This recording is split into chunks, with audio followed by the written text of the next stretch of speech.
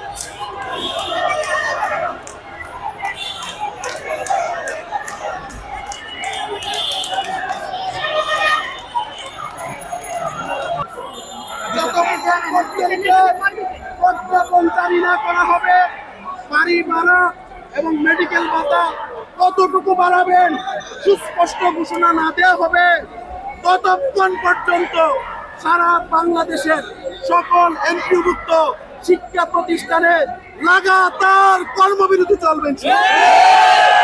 সরকার আমাদেরকে এনএসআই অনুরোধ করেছিল কম লোক নিয়ে বসার জন্য, আমরা অপেক্ষা করেছি সরকার কম লোক দিয়ে কথা শুনে না।